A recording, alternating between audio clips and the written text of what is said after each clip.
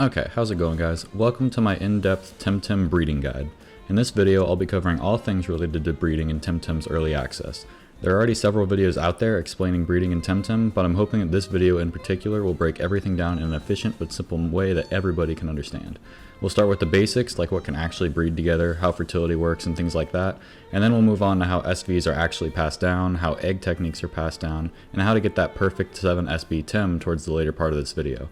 I'll have timestamps in the description and comments, so if you're here for one specific thing, go ahead and skip to what you're looking for. Let's start with types.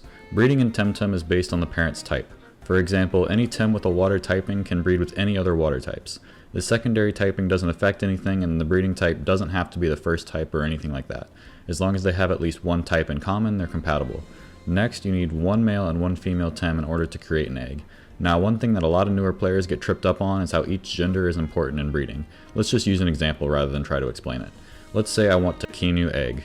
I will first need to have a female Kinu and any male nature or mental Tem. It doesn't matter what species the male is as long as the type matches with the female Kinu. You can get a Kinu egg using a female Kinu and a male Kinu, or a female Kinu with a male Spreole, or a female Kinu with a male Hoochik. Point is, the female represents the species that will be in the egg. One extra thing to note, if you breed two of the same species of Tem, they will create an egg in 5 minutes. If you breed two different species of Tem, it will take them 10 minutes to create an egg instead. Next, let's talk about the fertility mechanic. Each newly tamed Tem can have a variety of starting fertility values. If a newly tamed Tem has 0 SVs higher than 45, they'll start with a full 8 fertility. If they have 1 or 2 SVs higher than 45, they'll have 7 fertility. Then it goes on, 3 and 4 SVs higher than 45 is 6 fertility, 5 or 6 SVs higher than 45 is 5 fertility, and if you're lucky enough to find an untamed Tem with 7 SVs higher than 45, it'll start with 4 fertility. Fertility represents the number of times each Tem can breed. When breeding, each time you create an egg with parent Tems, their fertility values will decrease by 1. So if both parents have 8 fertility when you put them into the breeding center, they'll both leave with 7. However, the Tem that comes from that egg will not have 8 fertility, it will also have 7. The egg will always inherit the lowest fertility value of the parents. Using a different example may help you understand it more clearly. A female Kinu has 8 fertility. A male Spreole has 5 fertility. If you breed these two together, Kinu will leave with 7 fertility, Spreole will leave with 4, and the egg will inherit the 4 fertility from the Spreole. This mechanic is in place as a whole to prevent the Tem market from flooding with flawless Temtems from the get-go. It'll make more sense when you see how SVs are passed down, which I'll just go ahead and cover next. Let's just use this preview screen as an example of how SVs are passed down. On the left, I've got a female Kinu with 2 perfect SVs, HP and stamina. On the right, I've got a male Kinu with a perfect speed SV. No egg moves, both abilities or traits are different. So this is what you'll see when you put 2 Tem into the breeding center. On the left, you've got the worst possible outcome.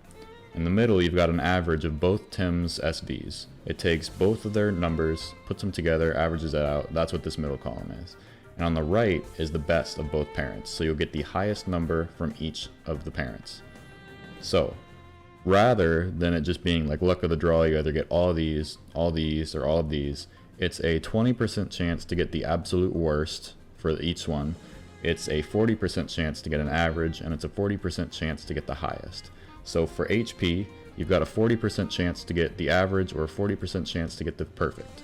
Stamina, this percentage is again put into place, 20%, 40%, 40%. It's not 20% you get all of these, 40% you get all of these, or 40% you get all of these. You can get different value for each one. So you could roll the perfect for this, and roll the worst for this, roll the average for this. This one is the same because both parents have 24 attack. So there's no average, there's no best or worst, they're the same. So that's why that's there. And then you could get the worst of this, the best of this, the worst of this. That's how it works. Or you can control it using breeding gear, which I'll cover later in this video. But that's pretty much how SVs work. You have a 20% chance to get the lowest value, 40% chance to get an average of both parents, and a 40% chance to get the highest from either parent. Next, we'll talk about egg techniques. These are a little bit tricky, but not terribly difficult to grasp. Certain Tem can learn techniques from different species of Tem by breeding. Let's say you level a Genki or Gazuma all the way to the highest level. It will never learn the technique Tesla Prison. However, you can breed a female Genki or Gazuma with a male electric type that does know Tesla Prison, and it will pass it down into the newly bred Genki. Then you can breed that Genki with another Genki or Gazuma, and the egg move will continue on that line. The simplest way to put it, always make sure the male Tem has the egg technique. Easy enough, right? This really only gets tricky when you're trying to breed perfect SV Tems while also retaining egg techniques. I haven't figured out the best way to keep egg techniques while also keeping perfect SVs, so I'll have an updated guide on that later on when certain methods are more polished. For now, this is all you really need to know. That pretty much covers the basics. The remainder of the video will show you more helpful tricks in breeding efficiently, and I'll also show you the breeding process for creating a perfect 7 SV Tem. Okay, one quick side note before we move on. Now that you understand the basics of breeding, before you hop in and start breeding yourself, make sure that you pick up the egg timer from a man in Tuckma. The location of the side quest is in a building straight south and to the right of the airship ports. You'll need to use what you know of breeding so far to get a Bigu, the pre-evolution of Babawa. Deliver this Bigu to the quest giver, and now you have your egg timer, but don't forget to actually activate it from your inventory. Now you'll be able to visibly see how long each egg will take to hatch. This is super helpful if you're doing other things while you're also breeding. When preparing for perfect 7 SV breeding, you'll need to gather males of whatever type you're looking to breed and females of the species you want. Each of these should have 1 or more SVs of 50. This is what my storage box typically looks like before starting a breeding project for a Tem. I have several females with 7 or 8 fertility just ready to breed in case I have a gender mismatch. I also have 1 or 2 of each SV ready as well. I pretty much just sit in one area that has the type I'm looking for and grind in this one spot and catch every male possible and save anything with a perfect SV. I'm not sure of a better way to prepare, this is just the most cookie cutter way to prepare. Okay, so now we're actually going to get into the process of 7 SV breeding. This type of breeding is long, tedious, and RNG based. You can have everything go according to your plan, but if you get 3 males from your eggs in a row when all you really need is a female, it can cause you to restart the entire process, and now you've just lost like 15 grand, which in this stage of early access is nearly a fortune for most players. It sucks, nothing can really be done about it, but if you know the streamlined process, it is slightly more bearable and easier to recover. So on the screen now is the most efficient and reliable path to breeding a perfect 7 SV Tem from scratch. Just trust me, it looks overwhelming when you just look at it for the first time, but just let me explain it. The concept of this diagram is to use breeding gear to produce Tem with SVs in common. Branch 1 will start with parents that have either a perfect HP SV or a perfect Stamina SV. It doesn't matter who has which as long as they have each one. You'll give the parent with a perfect HP SV the Vitality DNA strand, and the parent with a perfect Stamina SV the Endurance DNA strand. This will ensure that the egg will inherit both perfect SVs from these parents. Next, you'll breed the Tem with the perfect HP and Stamina SVs with a Tem that has a perfect Speed SV.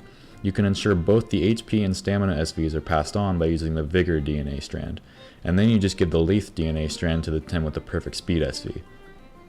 This pair will produce an egg with perfect HP, Stamina, and Speed SVs. We'll just pause this branch here for now.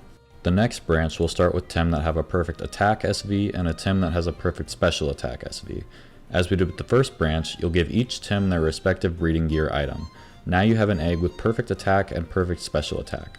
Next, you'll take this Tem with perfect Attack and Special Attack and breed it with a Tem that has perfect Speed. Are you beginning to see a pattern here? Once you understand the pattern, this is so much easier than it seems. Now you have 2 Tem, one with perfect HP, Stamina, and Speed, and one with perfect Attack, Special Attack, and Speed. As I explained back in the basics of how SVs are passed down, that Speed SV is now guaranteed to be passed down to their egg no matter what, because both parents have that perfect Speed SV in common.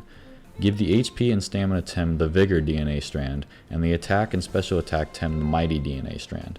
Now you have an egg with 5 perfect SVs, HP, Stamina, Speed, Attack, and Special Attack. That's it for these first 2 branches. This egg won't be used until the very final step. Next, you'll do the same thing as you just did with the first 2 branches with these last 2 branches. You'll replicate the HP and Stamina branch, but instead of Attack and Special Attack on that second pair, you'll use Defense and Special Defense instead. I'll throw some diagrams up to show you, but I won't repeat the specifics because hopefully you're beginning to see the pattern.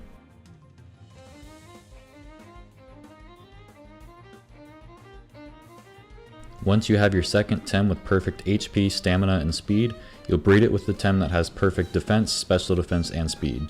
This will produce a Tem with 5 perfect SVs, HP, Stamina, Speed, Defense, and Special Defense. Now if you've gotten to this point, all that's really left is praying to the Temtem gods and hope that your Attack and Special Attack branch is the opposite gender from your Defense and Special Defense branch. If they are, perfect. All you need to do now is breed them together with the Mighty DNA strand, the Immunity DNA strand, and now you have your perfect 7 SV Tem. If they ended up being the same gender, don't panic just yet. Really, this applies to any of the steps if you get an incorrect gender pair, but just go back to whatever the previous pair of Tem was and check their fertility. Depending on what they have left, you can just breed them again and hope for a correct gender. No real issue there. The absolute minimum amount of fertility for each step is as follows. The first pair must have at least 4 fertility, the second pair must have at least 3, and the third pair must have at least 2. And if any of these pairs have any less fertility than what I just said, I've got bad news for you. You're going to have to retame the Tem that you need and restart the branch. But that's all I really have for breeding the perfect 7 SV Tem. It's a lengthy process and it can be cruelly corrupted by bad gender RNG. It happens, don't stress too much, yeah it's irritating. Personally, I've already had to restart this process 3 times because of Kinu. Oh, and one last thing to note, if at any point during your preparations you manage to tame a Tem that already has one of the combos that you need, like HP and Stamina, Attack Special Attack, or Defense and Special Defense, you can safely skip that first pair of breeding and just skip straight to the speed step. This saves you 1 fertility and leaves room for error, but you do have to be quite lucky to be able to have this skip step in the first place. To close this video out, I thought I'd throw in a quick bonus tip for those Luma hunters out there. The full odds for finding a Luma Tem in the wild is 1 in 6,000. However, if you manage to tame several Luma Tem of the same type, you may be able to breed more Luma in a shorter period of time. If you breed 1 Luma Tem with a normal Tem, the odds of the egg being a Luma is brought down to 1 in 600. If you breed 2 Luma parents, the odds of the egg being Luma is brought down all the way to 1 in 60. That's ridiculously good odds compared to the full odds in the wild. This is also one of the biggest reasons for the fertility mechanic is in place. Lumas would absolutely flood the market if everybody was hatching eggs at 1 in 60 odds for hours every day. If you like the gambling aspect of those odds, by all means take that shot. Just a little bonus breeding fact I thought I'd throw in to conclude this video. If you've made it this far, thank you so much for watching, and I hope this guide was both thorough and easy to understand. If this guide did help you to understand breeding, please hit that like button and comment which part helped you the most. If this guide didn't help you at all, go ahead and tell me why in the comments as well. Did I miss something or not explain something as well as I could have, or did I even just explain something completely wrong? Let me know. Thanks again for watching. I'll see you in my next video.